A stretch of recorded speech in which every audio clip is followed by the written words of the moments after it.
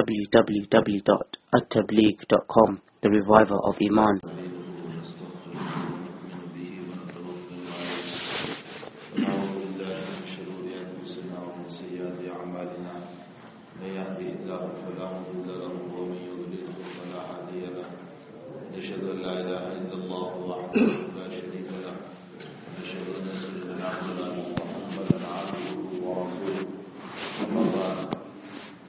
قال النبي صلى الله تعالى عليه وسلم عن عقبة بن عامر رضي الله تعالى عنه قال قال النبي صلى الله تعالى عليه وسلم أملك عليك لسانك وليسعك بيتك وليبكي على خطيئتك أو كما قال صلى الله عليه وسلم. بزرگوں اور بھائیوں، السلام علیکم ورحمۃ اللہ وبرکاتہ. فجر کے بعد کا وقت بہت سہانا وقت ہوتا ہے. اس وقت میں کچھ اللہ کا ذکر بھی ہو جاتا ہے، تلاوت قرآن بھی ہو جاتی ہے، کچھ اللہ اللہ بھی ہو جاتا ہے، اور بہت سارے وقت. اسی لیے نبی کریم صلی اللہ علیہ وسلم کا ارشاد گرامی ہے کہ اللہ تعالیٰ نے میری امت کی فجر میں برکت رکھی ہے. یعنی صبح کا وقت جو ہے برکت والا ہے. تھوڑے سے وقت میں بہت سارا کام ہو جاتا ہے. پھر آپ صلی اللہ علیہ وسلم کا معمول فجر کے بعد کچھ ذکر و اذکار کا بھی تھا، فجر کے بعد کچھ دعائیں پڑھنے کا بھی تھا. آپ روزانہ صبح کو ایک دعا پڑھتے تھے، اللہم انی اصبحت واصبح الملک للہ. اے اللہ، میں نے بھی صبح کی، پوری دنیا نے بھی صبح کی.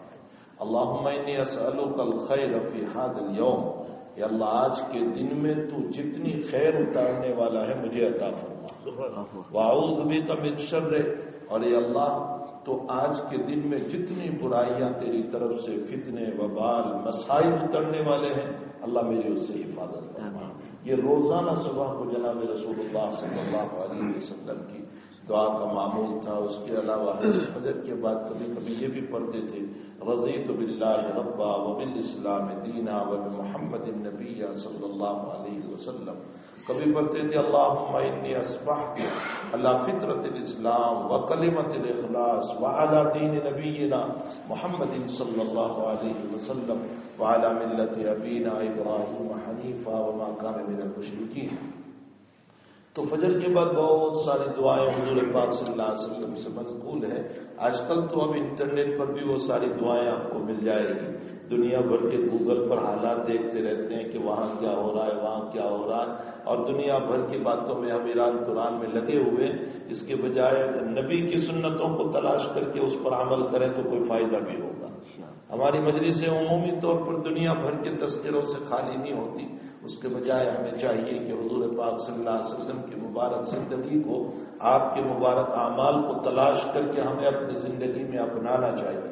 دیکھو، اس وقت اللہ تعالیٰ نے ذہن میں ایک بات ڈالی کہ اگر آپ کی 10 سالہ مدنی زندگی پر غور کیا جائے تو 3 واقعات بڑے عجیب و غریب ملتے ہیں، اور جس سے بہت عجیب سبق ہمیں ملتا ہے.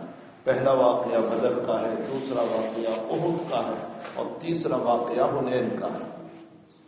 یہ 3 واقعے معرکۃ العرا بھی ہیں، بہت بڑے بھی ہیں، اور اس سے ہمیں کچھ سبق بھی ملتا ہے. بدر کے واقعے سے کیا سبق ملتا ہے؟ بدر میں اللہ کی رحمت اتری، اللہ کی مدد اتری، اللہ کی نصرت اتری، کامیابی ملی، بہت سارے فوائد کا ظہور ہوا. کیوں ہوا؟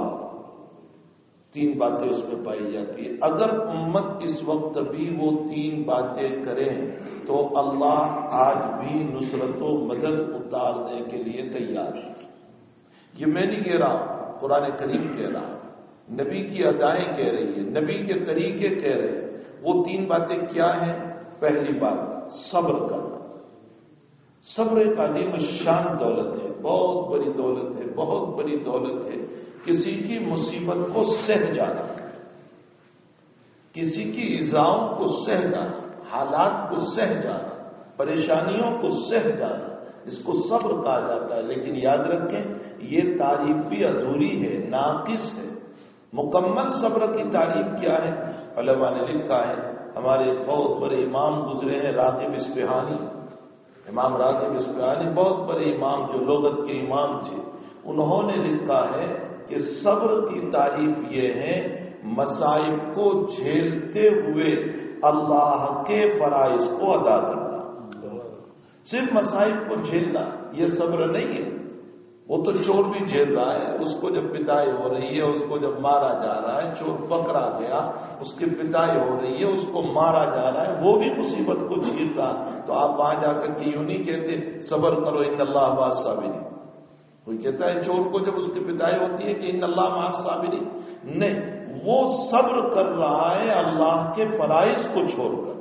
اصل صبر کی تعریف یہ ہے کہ انسان صبر کرے، یعنی مصائب کو جھیلے، برداشت کرے، لیکن اللہ کے فرائض کو ادا کرتے ہوئے. میں بیمار ہوں اپنی جگہ مسلم، میں اس کو برداشت بھی کروں، نماز بھی ادا کروں. جناب رسول اللہ صلی اللہ علیہ وسلم کا یہ ارشاد گرامی جو بخاری شریف میں ہے، ہم نے نہیں سنا کہ اللہ کے حبیب فرماتے ہیں طاقت ہو تو کھڑے ہو کر پڑھو، طاقت نہیں ہے بیٹھ کر پڑھو، نہیں طاقت ہے سو کر پڑھو، لیکن نماز نہ چھوڑو، نماز کسی حال میں نہ چھوڑو. یہ کیوں ہمیں بیان کیا گیا؟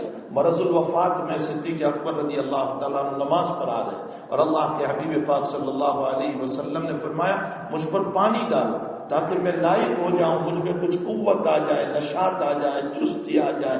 جیسے ہم غسل کر کے نشاط اور چستی لیتے ہیں، فرمایا مجھ پر پانی ڈالو تاکہ میں مسجد میں جانے کے قابل ہو جاؤں. آپ پر پانی ڈالا گیا، پھر حضرت نے دو آدمیوں کے سہارے مسجد میں تشریف لے گئے. کس عالم میں تشریف لے گئے؟ ایک طرف حضرت عباس ہے، دوسری طرف حضرت علی ہے، اور حضرت عائشہ فرماتی ہے حضرت سے قدم پورے نہیں اٹھ رہے تھے، پاؤں گھسٹتے جا رہے تھے. اور اس عالم میں مسجد میں پہنچے، صدیق اکبر نماز پڑھا رہے تھے. جب پتہ چلا کہ اللہ کے حبیب تشریف لے آئے تو صدیق اکبر ایک طرف ہو گئے اور جناب رسول اللہ صلی اللہ علیہ وسلم مصلی پر آ گئے. حضرت نے بیٹھ کر نماز پڑھائی، نبی علیہ الصلوۃ والسلام نے بیٹھ کر نماز پڑھائی. ابو بکر مکبر بن گئے، اس لیے کہ حضرت کی آواز نہیں جا رہی تھی پیچھے، تو ابو بکر صدیق مکبر بن گئے اور صحابہ کرام نے کھڑے ہو کر کے آپ کے پیچھے نماز پڑھی. کہنے کا مطلب یہ ہے کہ نماز ہماری کسی عالم میں نہ چھوٹے. اگر بیٹھ کھڑے ہو کر پڑھ سکتے ہیں کھڑے ہو کر پڑھیں. اور بھائی جوانی ہو تو انسان کو کوشش کرنا چاہیے کہ تمام سنتوں کے ساتھ نماز ادا ہو. جیسے ابھی مولانا نے جمعہ کے دن کی سنت ہے، پہلی رکعت کے اندر سورہ اللہ کے حبیب پاک صلی اللہ علیہ وسلم حمیم سجدہ پڑھتے تھے، دوسری رکعت کے اندر سورہ قیامہ پڑھتے تھے، حل اتى علی الانسان حین من الدہر لم یکن شیئا مذکورا. لیکن مولانا نے آپ کی رعایت کی، چونکہ آپ لوگ کہو گے کہ مولوی صاحب بہت لمبی نماز پڑھاتے، اس لیے آپ نے ایک صورت میں 2 رکوع کر دیے، ورنہ رکعت ثانیہ میں نبی کریم صلی اللہ علیہ وسلم لا اقسم بیوم القیامہ ولا اقسم بالنفس اللوامہ اس صورت کو پڑھا کرتے تھے. اور ان دونوں صورتوں کا انتخاب جمعہ کے دن اس لیے ہوا کہ اصل میں ان دونوں صورتوں میں قیامت کا بیان ہے. اگر آپ معانی کو سمجھتے جو مولانا ابھی نماز میں پڑھ رہے تھے، معانی کو سمجھتے تو آپ کا دل کانپ اٹھتا کہ قرآن ہم کو کیا کہہ رہا ہے، جنتیوں کو کیسے بیان کر رہا ہے. وَأَمَّا الَّذِينَ فَسَقُوا فَمَأْوَاهُمُ النَّارُ. اور جو فاسق بنے، جو نافرمان بنے، جو باغی بنے، اللہ کہتا ہے ان کا ٹھکانہ جہنم ہے. جو نیک بنے قرۃ عین، جنت ان کو ملے گی، اور ایسی جنت میں عطا کروں گا جس کی نعمتوں کو انہوں نے دیکھا نہیں ہوگا. پھر مومن کی صفت کو بیان کرتے ہوئے حق تعالی جل شانہ نے فرمایا کہ مومن کون ہوتا ہے، انما یؤمن کہہ کر کے وہ آیت چونکہ سجدے کی ہے، میں آیت پڑھنے جاؤں گا تو پھر ابھی آپ پر سجدہ واجب ہو جائے گا. اس میں حق تعالی جل شانہ نے جہاں آپ نے سجدہ کیا، سجدۃ التلاوت کیا، وہ آیت کیا ہے؟ اللہ تعالیٰ فرماتے ہیں میرے مومن بندے وہ ہیں کہ جب ان کے سامنے میرا ذکر آ جاتا ہے تو وہ اپنی پیشانی جھکا دیتے ہیں، لا یستکبرون، تکبر نہیں کرتے. یہ مومن کی شان بیان کی گئی. مومن جھکنے والا ہے، مومن اپنے آپ کو فنا کرنے والا ہے، مومن اکڑنے والا نہیں ہے. مومن حق بات کے آ جانے پر اپنے آپ کو جھکا دینے والا ہے.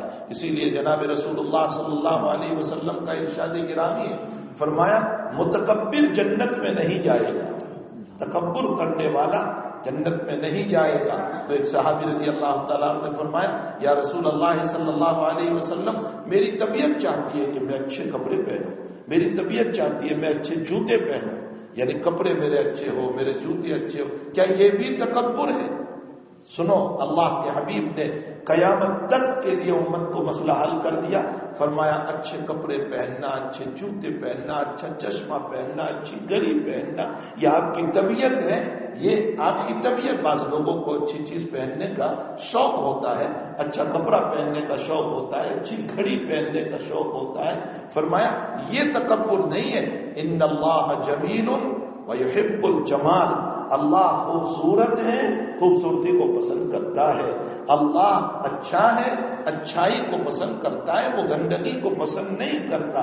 پھر تکبر کس کو کہتے ہیں؟ اللہ کے حبیب نے فرمایا بطر الحق وغمت الناس.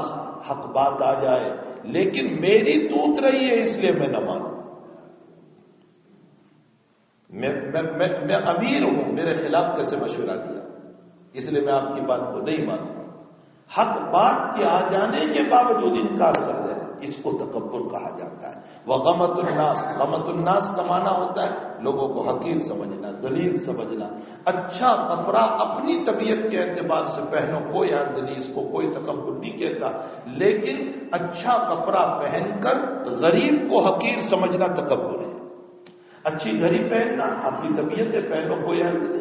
اچھے سوز پہنو کوئی حرج نہیں. لیکن اچھے سوز پہن کر کے پاؤں پچھاڑتے ہوئے چلنا اور دوسروں کو حقیر سمجھنا، غریب کو حقیر سمجھنا، اس کو تکبر کہا جاتا ہے. اور لقمان حکیم نے اپنے بیٹے کو جو نصیحت کی تھی، بہت پیاری نصیحت، جس کو قرآن کریم نے نقل فرمایا، لا تمشي في الارض مرحا انك لن تخرق الارض ولن تبلغ الجبال طولا.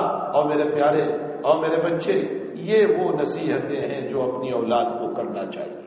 قرآن نے لقمان حکیم کی نصیحتیں جو نقل کی ہے، ان نصیحتوں کو ہمیں قرآن سے لے کر، ان علماء سے پوچھ کر ہمیں نقل کرنا چاہیے. اپنی اولاد کو اس کو سمجھانا چاہیے. لا تمشي في الارض مرحا انك لن تخرق الارض ولن تبلغ الجبال طولا. فرمایا اور میرے پیارے، میرے لال، میرے لگتے جگر، میرے نور نظر، اپنے پاؤں کو زمین پر پچھاڑتا ہوا نہ چل، اس لیے کہ تیرے پاؤں کو پچھاڑنے سے تو زمین کو پھاڑ نہیں سکتا ہے، تو آسمان تک پہنچ نہیں سکتا ہے. لا تمشي في الارض مرحا. کسی جگہ اور بھی فرمایا یا بنی اقم الصلاۃ، میرے بچے نماز قائم کر. وَأْمُرْ أَهْلَكَ بِالصَّلَاةِ وَاصْطَبِرْ عَلَيْهَا. فرمایا وَأْمُرْ أَهْلَكَ بِالصَّلَاةِ، اپنے گھر والوں کو نماز کا حکم دو، بھلائی کا حکم دو، اچھی باتیں بتاؤ. تو بہرحال میرے بھائیو، صبر کس کو کہا جاتا ہے؟ صبر کا معنی صرف مصیبت کو جھیلنا نہیں، مصیبت جھیلتے ہوئے اللہ کے احکام کو ادا کرنا. بیمار ہو، بیماری کے اندر نماز ادا کرو. قرض میں ہو، قرض کے ساتھ نماز کو ادا کرو. دکان نہیں چل رہی ہے، جاب نہیں مل رہا ہے، اس کے باوجود میں اپنی نماز کو ادا کروں. میری بیوی کا انتقال ہو جائے، بچے کا انتقال ہو جائے، میری نماز نہ چھوٹے. میں اس عالم میں بھی اپنی نماز کو پڑھنے والا بنوں. صبر کی تعریف یہ ہے مصائب کو جھیلتے ہوئے اللہ کے احکام کو پورا کرنا.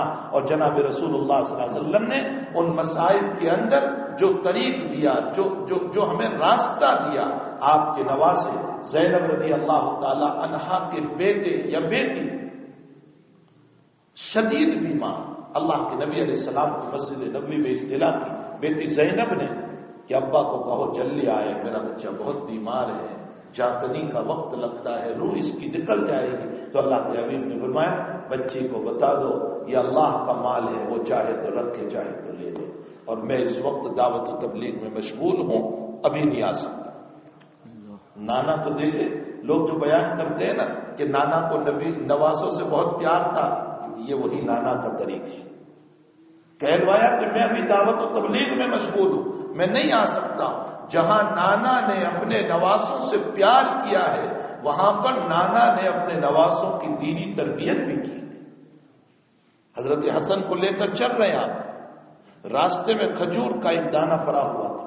بچے ہوتے ہیں، حسن نے دانہ اٹھا کر کے منہ میں رکھ لیا.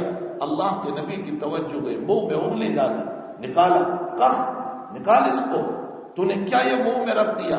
بہت ممکن ہے یہ صدقے کا مال پڑا ہوا ہو، اور اللہ نے مجھ پر اور میری اولاد پر صدقے کو حرام کر دیا ہے. امت کو تعلیم دی اس بات کی کہ اپنی اولاد سے، اپنے نواسوں سے، اپنے پوتوں سے ضرور محبت کرنا، لیکن اس کے پیٹ میں حرام کا لقمہ نہ جانے دینا، اس کے پیٹ کو حرام سے خراب نہ کرنا۔ ایک طرف نواسے کی محبت بھی ہے، دوسری طرف شریعت کی اطاعت بھی ہے، شریعت کی فرما برداری بھی ہے، شریعت کے خلاف نہ کرنا بھی ہے۔ تو لوگ صرف محبتوں کو تو بیان کرتے ہیں، نبی کی تربیت کو کیوں بیان نہیں کرتے؟ حضور پاک صلی اللہ علیہ وسلم نے اپنے نواسوں کی جو تربیت فرمائی، جو ان کے ساتھ معاملہ فرمایا، بہرحال اس طرف مسئلہ یہ ہوا کہ جہاں حضرت زینب رضی اللہ تعالیٰ عنہ نے یہ کہوایا کہ بچہ بیمار ہے، فرمایا اللہ کا مال ہے، اللہ چاہے رکھے چاہے لے لے، اور میں اس وقت اہم کام میں لگا ہوا ہوں۔ پھر جب حضرت فارغ ہوئے تو آپ وہاں بیٹی کے وہاں تشریف لے گئے تو اس معصوم بچے کو آپ کے ہاتھ میں دیا گیا۔ روایت میں ہے کہ وہ اس طرح لوت پوت ہو رہا تھا آپ کے ہاتھ میں، جیسے پانی کا بھرا ہوا مشکیزہ یوں گھومتا ہے دونوں طرف، کبھی ادھر لڑک جاتا ہے کبھی ادھر آ جاتا ہے، اس طرح وہ بچہ بے چینی کی وجہ سے لڑک رہا تھا، اور اللہ کے حبیب کی آنکھوں سے آنسو جاری تھی، آپ رو رہے تھے۔ تو سعد بن ابی وقاص رضی اللہ تعالیٰ ساتھ میں تھے، فرمایا یا رسول اللہ انت تبکی، آپ روتے ہو؟ سعد کا ذہن یہ تھا کہ نبی روتا نہیں ہے، نبی کے دل پر صدمہ نہیں ہوتا، نبی کے دل پر غم نہیں ہوتا، تو فرمایا انت تبکی یا رسول اللہ، آپ روتے ہیں؟ تو حضرت نے کیا فرمایا؟ سعد میرا بھی دل ہے، پتھر نہیں ہے، یقیناً غموں کا اثر مجھ پر بھی ہوتا ہے، اور حضرت پر تو غموں، دیکھو جس کی طبیعت جو ہے نا جتنی نازک ہوتی ہے، جتنی نازک طبیعت ہوتی ہے اس پر اتنا ہی زیادہ اثر ہوتا ہے۔ جس کی طبیعت جتنی نازک ہوتی ہے ذرا سے حالات میں بھی وہ بیچارہ پریشان ہو جاتا ہے، رونا شروع ہو جاتا ہے۔ تو طبیعت جس کی نازک اتنا اثر، جناب رسول اللہ صلی اللہ علیہ وسلم کی طبیعت تو انتہائی نازک، اسی لیے آپ فرمایا کرتے تھے سب سے زیادہ مجھے ستایا گیا، کسی نبی کو اتنا نہیں۔ سوال ہوتا ہے کہ حضرت آپ پر تو آرے بھی نہیں چلے جیسے پہلے نبیوں پر چلے، ان کی قوموں نے جو معاملہ کیا وہ تو آپ کے ساتھ بھی نہیں ہوا، پھر آپ کہہ رہے ہیں کہ مجھے زیادہ ستایا گیا۔ میں اس کو ایک مثال سے سمجھاتا ہوں، اللہ کرے کہ تمہاری سمجھ میں آ جائے۔ ایک گول جو ہوتا ہے نا سونا، سونے نے لوہے سے پوچھا، اسٹیل سے پوچھا کہ مجھے جب بناتے ہیں، گول کو جب بنایا جاتا ہے تو اس کو بھی چھوٹی ہتھوڑی سے مارا جاتا ہے، اس کو بنانے کے لیے ہتھوڑی سے مارتے ہیں، تو کہا مجھے بھی مارتے ہیں بنانے کے لیے، اور اسٹیل اور لوہے سے یوں کہا کہ تجھے جب بنایا جاتا ہے تو تجھ پر بھی مار پڑتی ہے بڑے ہتھوڑے سے، لیکن تو بہت چلاتا ہے، میں اتنا چلاتا نہیں ہوں۔ گول کہہ رہا ہے کہ میں اتنا چلاتا نہیں ہوں جتنا تو چلاتا ہے، تجھ پر جب ہتھوڑا پڑتا ہے تو اتنا چلاتا کیوں، اتنا شور کیوں کرتا ہے تو اسٹیل نے اور لوہے نے کیا جواب دیا سنو، اس نے کہا بھائی مجھے مارنے والا میرا اپنا ہے، تیرا مارنے والا پرایا ہے۔ یعنی اسٹیل پر جو ہتھوڑا پڑ رہا ہے وہ ہتھوڑا بھی لوہے کا ہے، تو لوہا لوہے کو مار رہا ہے۔ فرمایا میرا مارنے والا میرا اپنا ہے، اور اپنوں سے تکلیف زیادہ ہوا کرتی ہے، اس کی طرف اس نے اشارہ کیا۔ تو اللہ کے حبیب پاک صلی اللہ علیہ وسلم نے فرمایا کہ مجھے جتنا ستایا گیا اس لیے کہ مجھے ستانے والے میرے اپنے تھے۔ حقیقت یہ ہے میرے بھائیوں کہ صبر کا معنی تو اللہ کے حبیب پاک صلی اللہ علیہ وسلم نے فرمایا میرا بھی دل ہے، آخر مجھے بھی صدمہ ہوتا ہے۔ تو حضرت سعد کا جملہ سنو، فرمایا حضرت میرے تو اتنے بچے ہیں میں نے کبھی بوسا بھی نہیں دیا۔ تو اللہ کے حبیب نے کیا فرمایا، سعد تیرا دل ہے یا پتھر ہے؟ یعنی مومن کے دل میں تو محبت ہوتی ہے، پیار ہوتا ہے، بہت جلدی اثر ہوتا ہے۔ تو بہرحال میرے بھائیو صبر کی تعریف یہ ہے مصائب کو جھیلتے ہوئے اللہ کے فرائض کو ادا کرنا۔ تو بدر میں کامیابی کیوں ملی؟ بدر میں کامیابی اس لیے ملی کہ پہلا کام کیا صبر اختیار کیا، دوسرا کام بدر والوں نے تقوی اختیار کیا۔ قرآن کریم اس کو بیان کرتا ہے وَاصْبِرُوا وَتَتَّقُوا، اگر تم صبر کرو گے اور تقوی اختیار کرو گے وَيَأْتُوكُم مِّن فَوْرِهِمْ هَٰذَا يُمْدِدْكُمْ رَبُّكُم بِخَمْسَةِ آلَافٍ مِّنَ الْمَلَائِكَةِ مُصَوِّمِينَ۔ اللہ کہتا ہے ان تصبروا وتتقوا ويأتوكم، اگر تم صبر کرو گے مسلمانوں اور تقوی اختیار کرو گے، اور غیروں نے اگر تم پر حملہ کیا تو اے مسلمانوں میں تمہاری 5000 فرشتوں سے مدد کروں گا۔ معلوم ہوتا ہے صبر پر اللہ کی مدد آتی ہے، تقوی پر اللہ کی مدد آتی ہے۔ تیسری چیز کیا ہے؟ دعا، اللہ سے مانگنا۔ ادھر صفیں بن گئی بدر کے اندر، ادھر مسلمانوں کی صفوں کی تیاری، لیکن مسئلہ شروع نہیں ہو رہا۔ صدیق اکبر خیمے میں گئے، جناب رسول اللہ صلی اللہ علیہ وسلم کو دیکھا یوں ہاتھ کر کے دعا کر رہے ہیں، اور چادر نیچے گری ہوئی ہے، امام الانبیاء ہو کر مانگ رہا ہے اللہ کے سامنے۔ اور کیا مانگا؟ اے اللہ چھوٹی سی 313 کی جماعت لے کر آیا ہوں، سامنے 1000 ہے، اگر آج میری جماعت کو تو نے ناکام کر دیا، قتل کروا دیا، ختم کروا دیا، تو اللہ تو یاد رکھ قیامت تک اس زمین پر تیرا نام لینے والا کوئی نہیں رہے۔ اور حضرت بڑی تواضع سے، بڑی عاجزی سے اللہ کے سامنے مانگ رہے۔ بدر کے واقعے نے بتایا میرے بھائیوں، صبر اختیار کرو، تقوی اختیار کرو اور دعاؤں کا اہتمام کرو، اللہ آج بھی مدد اتارے گا۔ اور یہی 3 چیزیں اس وقت امت میں سے ختم ہو گئی، نہ صبر ہے، نہ تقوی ہے، نہ اللہ سے مانگنے کا اہتمام ہے۔ احد کا واقعہ یہ بتا رہا ہے کہ 50 صحابہ کو پہاڑ پر کھڑے کیے تھے اور وہ نیچے اتر آئے، نبی کی بات کو نہیں مانا تو کامیابی ناکامی میں بدل گئی، شکست ہو گئی، 70-70 صحابہ شہید ہو گئے، خود نبی زخمی ہو گئے۔ اشارہ ہوا اس بات کی طرف نبی کی بات کو ٹھکرانے پر یا نبی کی بات کو نہ ماننے پر اسی طریقے سے امت تمہارے اوپر حالات آئیں گی۔ احد کے واقعے نے یہ بتایا اگر تم نبی کی باتوں کو نہیں مانو گے تو حالات آئیں گے۔ آج امت کے حالات کو دیکھ لو، نبی کریم صلی اللہ علیہ وسلم کی کون سی زندگی کا پہلو ہمارے اوپر ہے؟ ایک ٹوپی، ایک کرتا، ایک جبہ، ایک کچھ نمازیں ادا ہو گئی، رمضان کے کچھ روزے ادا ہو جاتے ہیں، اس کے علاوہ جو سوشل لائف ہے، جو معاملاتی لائف ہے، جو بزنس لائف ہے، جو جاب کی لائف ہے، جو بیوی کے ساتھ کے مسائل ہیں، جو بچوں کے ساتھ کے مسائل ہیں، جو اڑوس پڑوس کے مسائل ہیں، آپ بتائیے کہ اس میں نبی کے طریقے کتنے ہمارے ہیں؟ حضور پاک صلی اللہ علیہ وسلم کی کون سی زندگی آج ہمارے اندر موجود ہے؟ ظاہر سی بات ہے احد کے واقعے نے ہم کو یہ بتایا کہ اے لوگوں، نبی کی سنت کو نہ ماننے پر حالات آئیں گے۔ اور حنین کے واقعے نے کیا بتایا؟ جب حنین میں بہت سارے صحابہ، 10,000 کے قریب صحابہ تھے، اور صحابہ کی زبان سے ایک جملہ نکلا، ہم تو میجورٹی میں ہیں، ہم اتنے زیادہ ہیں کہ آج ہمیں کوئی ناکام نہیں کر سکتا، شکست نہیں دے سکتا۔ بڑا بول تھا، اللہ کو بڑا بول پسند نہیں ہے، اللہ کو بڑا بول پسند نہیں ہے۔ اب تعالیٰ نے فرمایا اچھا آج تک میری مدد پر اور اب تم اپنے اوپر کہ میجورٹی میں افراد پر تمہاری نظر ہو گئی، شکست ہوئی، ابتدا میں ناکامی ہوئی، بعد میں اللہ نے کامیابی دی۔ اللہ تعالیٰ نے قرآن کریم میں بیان کیا وَيَوْمَ حُنَيْنٍ إِذْ أَعْجَبَتْكُمْ كَثْرَتُكُمْ فَلَمْ تُغْنِ عَنْكُمْ شَيْئًا وَضَاقَتْ عَلَيْكُمُ الْأَرْضُ بِمَا رَحُبَتْ ثُمَّ وَلَّيْتُمْ مُدْبِرِينَ۔ تو میرے بھائیوں، بڑا بول اللہ کو پسند نہیں ہے، اسی لیے علماء نے لکھا ہے مالداری اپنی جگہ، عزت اپنی جگہ، شہرت اپنی جگہ، دولت اپنی جگہ، خوبصورتی اپنی جگہ، لیکن اس کی بنیاد پر پراؤڈ نہ کرو، غرور نہ کرو، تکبر نہ کرو، بڑے بول نہ بولو، اللہ تعالیٰ کو یہ پسند نہیں ہے۔ تو ان 3 واقعات سے ہمیں 3 سبق ملے۔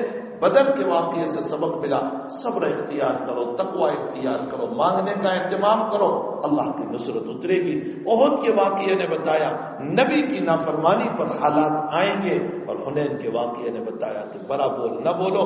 جناب رسول اللہ صلی اللہ علیہ وسلم کی میں نے جو حدیث پڑھی بس میں اس کا ترجمہ کر دوں، پھر کبھی موقع رہا تو اس حدیث شریف کی مزید وضاحت کروں گا۔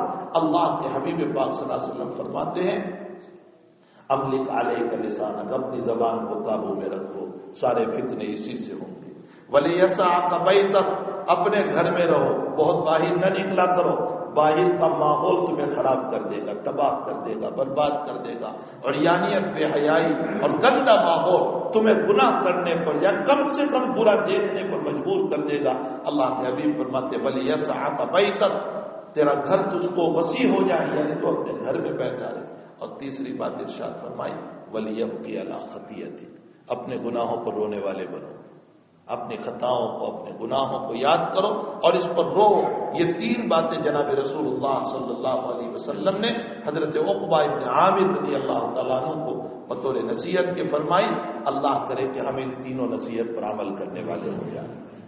ہم کوشش کریں کہ ہماری زبان بلا وجہ نہ چلے، ہم کوشش کریں کہ بلا وجہ مارکیٹوں میں بازاروں میں گھومنے والے نہ ہوں، ہم کوشش کریں کہ اپنے گناہوں پر ہم رونے والے ہوں۔ یہ تین نصیحتیں حضور پاک صلی اللہ علیہ وسلم نے حضرت عقبہ ابن عامر کو فرمائی۔ اور دیکھو اس وقت آپ کی وہاں جو راتیں چل رہی ہے بہت لمبی رات ہے، اس کو غنیمت سمجھو، اللہ کا احسان مانو کہ آپ اس کے اندر اپنی نیند کو بھی پوری کر سکتے ہیں اور اس کے ساتھ ساتھ تہجد بھی پڑھ سکتے ہیں۔ بہت لمبی رات ہے، بہت لمبی۔ آپ کے وہاں 7 بجے عشاء ہو جاتی ہے، اب اس کے بعد دیکھیے اگر 9 بجے بھی آپ سوئے تو بھی آپ آرام سے 4 ساڑھے 4 بجے اٹھ سکتے ہیں۔